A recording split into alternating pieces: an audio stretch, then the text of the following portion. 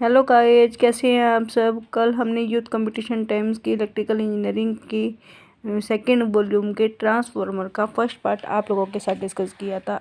कल हमने इसके 8 क्वेश्चन डिस्कस किए थे। आप लोगों को समझ आ गए होंगे। अगर आपने नहीं देखे हैं तो आप चैनल पे जाके इसका पहले फर्स्ट पार्ट देखें। आज आगे हम नेक्स्ट पार्ट इसका डिस्कस करेंगे। देखो देखो स्टूडेंट्स, क्या होता है। The full load copper loss and full load copper loss and iron loss of a transformer are the 6400 watt and the 5000 watt respectively। हमें फुल लोड कॉपर लॉस और iron loss दे रखा है ट्रांसफार्मर का 14 watt और 5000 watt. Copper loss and iron loss हमसे पूछा हुआ है हाफ लोड पे रिस्पेक्टिवली कितना होगा। देखो, हमें पता है हमारा कॉपर लॉस होता है जो लोड के अकॉर्डिंग चेंज हो जाता है, बट हमारा आयरन लॉस कांस्टेंट रहता है। हमें तो आयरन लॉस तो हमारा वही 5000 वाट ही होगा। कॉपर लॉस हम कैसे निकालेंगे। देखो, कॉपर लॉस का फार्मूला क्या होता है, I²R। I²R हमें कितना दिया हुआ है, 6400 वाट। हमें हाफ लोड पे निकालना है। देखो स्टूडेंट्स, क्या होता है, हाफ लोड पे हमारा करंट भी आधा हो जाता है। ठीक है, अगर हमारा लोड हाफ होगा तो हमारा ट्रांसफार्मर करंट भी आधा लेगा।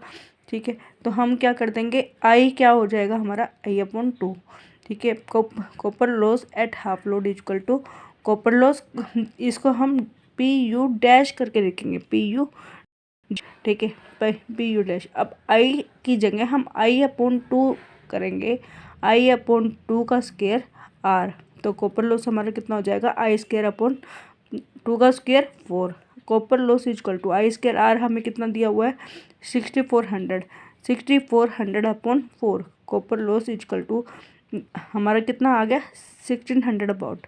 आयरन लॉस कभी लोड के ऊपर डिपेंड नहीं करता, इसीलिए आयरन लॉस हमारा वही रहेगा कितना जितना हमें 5000 वोट उस क्वेश्चन में दिया हुआ है। ठीक है, तो copper loss equal to 1600 watt. देखिए स्टूडेंट, अब नेक्स्ट क्वेश्चन हमारा क्या रहेगा, in transformer bushing failure occurs due to. Bushing failure हमारी क्यों होती है। ठीक है, देखो बुशिंग फेलियर क्या होती है बेटा। बुशिंग फेलियर हमारी वो इंसुलेटिंग डिवाइस है जो हमारे हाई वोल्टेज इलेक्ट्रिकल कंडक्टर, जो हमारी इलेक्ट्रिकल कंडक्टर में से हाई वोल्टेज पास होती है उसको अर्थ में जाने से रोकती है। ठीक है, अगर हमारी सारी वोल्टेज अर्थ में पास हो जाएगी तो फिर हमारा ट्रांसफार्मर काम कैसे करेगा। तो बुशिंग एक इंसुलेटिंग डिवाइस है। ठीक है, ट्रांसफार्मर में बुशिंग फेलियर क्यों होती है, ट्रांसफार्मर वाइब्रेशन, डाइलेक्ट्रिक लॉस और पार्शियल डिस्चार्ज। देखो इसका स्टूडेंट्स क्या आएगा, इसके तीनों ही रीज़न है। बुशिंग फेलियर किस किस वजह से हो सकती है, या तो ट्रांसफार्मर अगर वाइब्रेट करे, डाइलेक्ट्रिक लॉस हो जाए, या फिर पार्शियल को डिस्चार्ज हो जाए। तो इसके तीनों ही ऑप्शन करेक्ट है। ठीक है, तो हमारा सी ऑप्शन आ जाएगा 1, 2 एंड। नेक्स्ट क्वेश्चन हमारा 11th। देखो बेटा 11th क्वेश्चन में क्या पूछा हुआ, हमें एक डेल्टा टू डेल्टा ट्रांसफार्मर दिया हुआ है जो हमारा ओपन डेल्टा V2V ट्रांसफार्मर के साथ कनेक्टेड है, और हमें रेशो पूछी हुई है क्या V2V ट्रांसफार्मर की एंड हमारी delta to delta connected transformer की रेशो क्या होएगी। जब हमारा कनेक्शन हमारी डेल्टा टू डेल्टा ट्रांसफार्मर की KVA रेटिंग क्या होती है, √3 BL/IL। √3 हमारी इसमें डेल्टा टू डेल्टा में क्या होती है, लाइन वोल्टेज होती है, वो फेस वोल्टेज के बराबर होती है, और जो लाइन करंट होता है हमारा वो फेस वोल्टेज का √3 होता है। ठीक है, तो हम बस इसमें वैल्यू पुट कर देंगे। VL की जगह हम VPH लिखेंगे और IL की जगह हम लिखेंगे √3 IPH, मतलब फेस करंट। ठीक है, इन दोनों का आपस में मल्टीप्लाई करके हमारा आ जाएगा 3 फेस वोल्टेज I वोल्टेज। ठीक है, ये हम फर्स्ट इक्वेशन डाल देंगे। अब पहले डेल्टा टू डेल्टा, और उसके बाद हमें पूछा हुआ है V2V, मतलब ओपन डेल्टा ट्रांसफार्मर। इसमें हमारी KVA रेटिंग देखो क्या आएगी। इसमें हमारी ओपन डेल्टा ट्रांसफार्मर की KVA रेटिंग क्या होती है, √3 BL/IL, जिसमें हमारी जो लाइन करंट है वो फेस करंट के बराबर है, और लाइन वोल्टेज है फेस वोल्टेज के बराबर है। इसमें लाइन करंट और फेस करंट हमेशा लाइन वोल्टेज और फेस वोल्टेज के इक्वल होता है। तो ओपन डेल्टा हमारा क्या आ जाएगा, अंडर वोल्टेज और करंट वोल्टेज। इसको सेकंड इक्वेशन दे देंगे।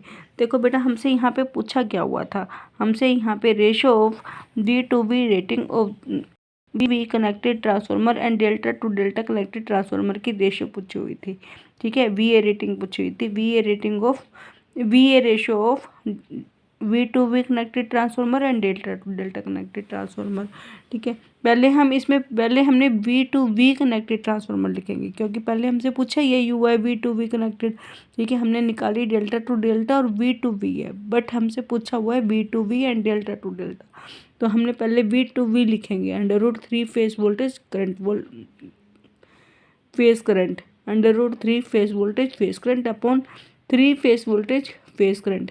ठीक है, हमें इसकी रेशियो पूछी हुई है, तो रेशियो के लिए हम हाँ एस वी वी अपॉन में S delta to delta into 100 equal to में 1/√3। देखो √3 से 3 कट के 1/√3 इंटू 100 SVV अपॉन में S delta to delta into 100। ठीक है, तो हमारे ये कितना आ गया 57.7%। तो हमारी बेटा अगर हम प्रैक्टिस वैसे बात करें, एक क्वेश्चन ये भी आ सकता है आपके ऑब्जेक्टिव टाइप में, हमारी VA रेटिंग की रेशियो क्या होगी V to V connected transformer की और delta to delta connected transformer की। तो हमारी रेशियो क्या आ जाएगी, option A 57.7%। Okay guys, next question है हमारा बेटा 12। देखो 12th क्वेश्चन में क्या दिया हुआ है, transformer are connected into KVA instead of the KW। Transformer की रेटिंग हमारी KVA में क्यों होती है, KW में क्यों नहीं होती। ठीक है, इसका हमसे रीज़न पूछा गया। ठीक है, देखो इसमें 4 ऑप्शन दिए हुए हैं। Load power factor is often not. ठीक है, load power factor is often not total transformer loss depend on the volt ampere, KVA is fix, W depend upon the load power factor, none of the above. देखो हमारा जो transformer का loss है, total loss हमारा किस चीज़ पर depend करता है, वोल्ट एम्पियर पे डिपेंड करता है, V और I पे डिपेंड करता है। इसमें तो कोस थीटा वगैरह का तो कोई रोल नहीं होता। ठीक है, तो हमारा ऑप्शन बी सही होगा, total transformer loss depend upon volt ampere.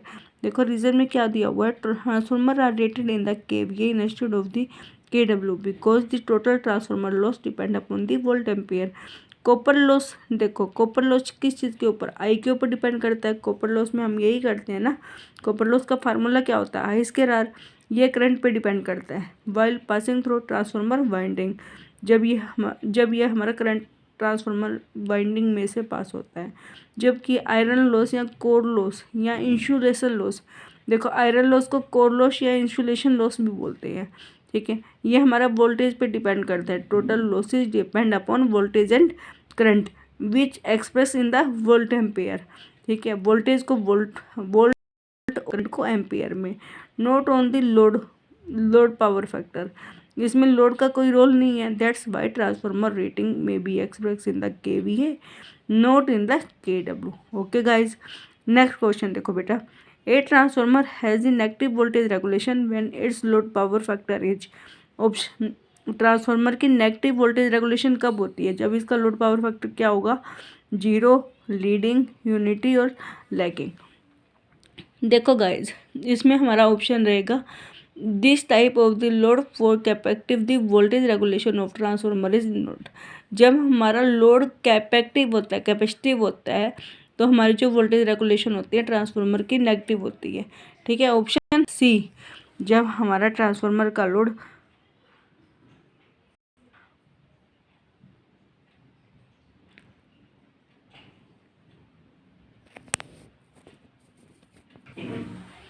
Negative होता है तो जब हमारा ट्रांसफार्मर का लोड नेगेटिव होता है तो हमारी वोल्टेज रेगुलेशन नेगेटिव होती है। ठीक है, कैपेसिटिव होता है। देखो बेटा इस केस में क्या होगा, वोल्टेज रेगुलेशन ट्रांसफार्मर की कैसे होती है, वोल्टेज रेगुलेशन ट्रांसफार्मर की हम निकालते हैं IR cos phi plus minus IX sin phi upon में VR। ठीक है, इसमें पॉजिटिव साइन क्या बताता है, पॉजिटिव साइन बताता है लैगिंग पावर फैक्टर और नेगेटिव साइन बताता है हमारा leading power factor of the load. ठीक है, हमारा लीडिंग पावर फैक्टर कब होता है, लीडिंग पावर फैक्टर होता है जब हमारा कैपेसिटिव लोड होता है। ठीक है, और लैगिंग पावर फैक्टर कब होता है हमारा, जब इंडक्टिव है।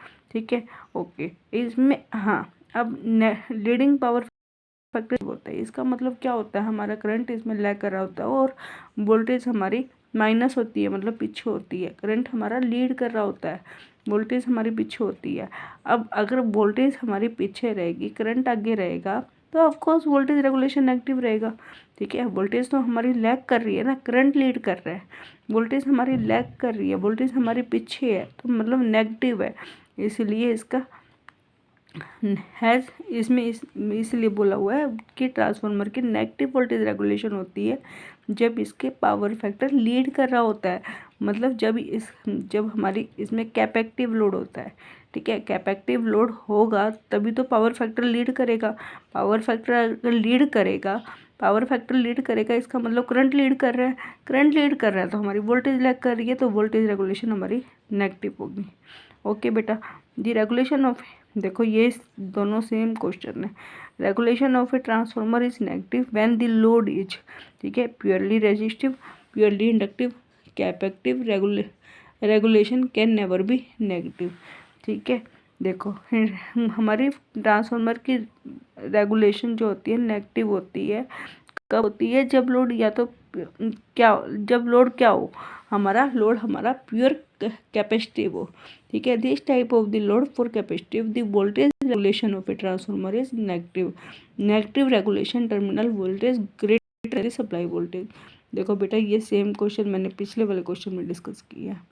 ओके गाइज, आपको ये चीज़ें समझ आई होगी। नेक्स्ट पार्ट हम अगली वीडियो में डिस्कस करेंगे।